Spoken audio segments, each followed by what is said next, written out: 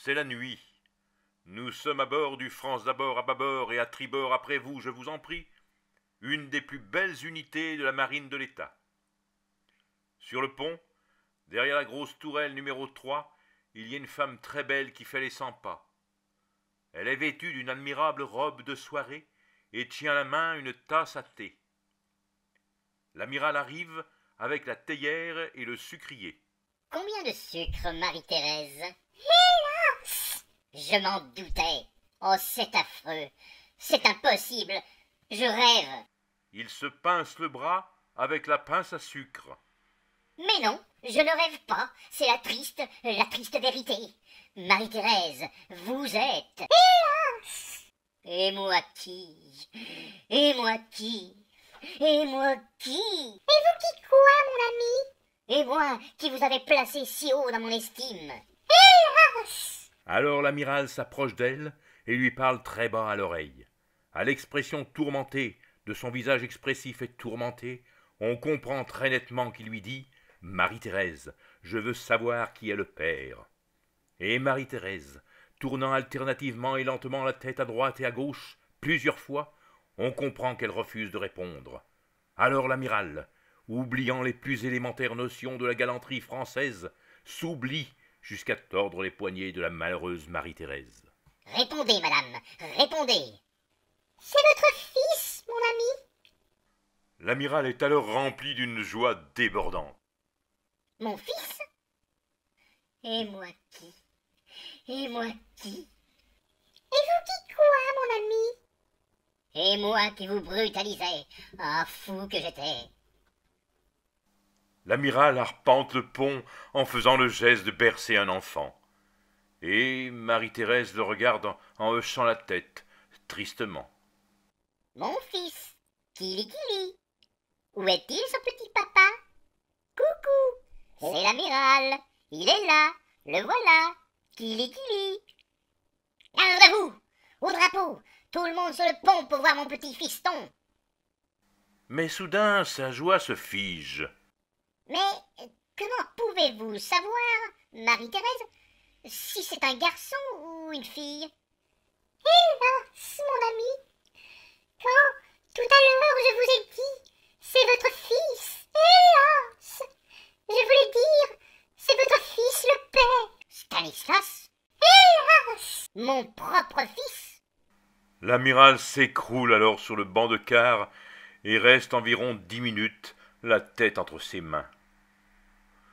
Les 10 minutes écoulées, il relève la tête.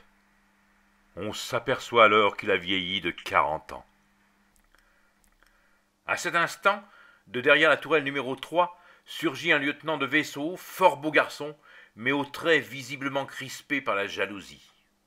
Stanislas? Vous y suis, Marie-Thérèse? En pleine nuit? Avec mon père? Hélas! Stanislas alors s'approche de Marie-Thérèse, et oubliant, lui aussi, les plus élémentaires notions de galanterie française, s'oublie jusqu'à lui tordre les poignets. Tel père, tel fils, tel petit-fils, et ainsi de suite, la vie continue. La vie est une immense farce, et nous sommes les pantins dont Dieu tire les ficelles. Stanislas serre de plus en plus fort les malheureux petits poignets de Marie-Thérèse. Répondez, Marie-Thérèse, répondez. Vous me faites mal, Stanislas. Répondez. Qu'est-ce que vous attendez pour me répondre, Marie-Thérèse? Qu'est-ce que vous attendez? J'attends un bébé. Misérable. Est-ce à l'amiral que vous parlez, lieutenant? Ou est-ce à ton fils que tu parles, Stanislas? Je parle au misérable père de celui ou de celle qui aurait dû être mon enfant. Imbécile. Oh, sois poli, papa. Ah, ça, par exemple, l'amiral n'est pas méchant. Mais quand on l'attaque, il se défend. Vous n'allez pas vous battre comme des chiffonniers. C'est juste. Stanislas regarde alors son père, et la discipline et la piété filiale reprennent le dessus. Pardon, papa. Excusez, mon amiral. L'amiral sourit alors avec une grande bonté. Il ouvre les bras et Stanislas se jette dedans. Mon petit gars, mon petit fiston, je te donne ma parole d'honneur que c'est toi le père.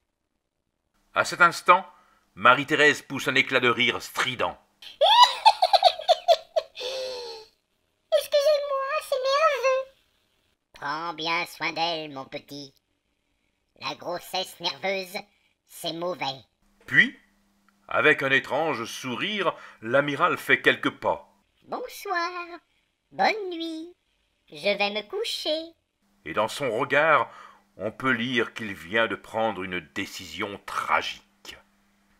Stanislas à Marie-Thérèse, avec une grande expression d'inquiétude. Je suis inquiet. Je ne veux pas être un obstacle à votre bonheur. Adieu. Vivez en paix. Croissez et multipliez-vous. L'amiral enjambe le bastingage et se jette à la mer. Vive la France! Amiral! Papa! Amiral! Papa! Amiral! Papa! Amiral! Papa! Stanislas a exactement l'expression de l'homme qui va hurler « Un homme à la mer !» Mais, de derrière la grosse tourelle numéro 3, surgit un marin au regard fuyant.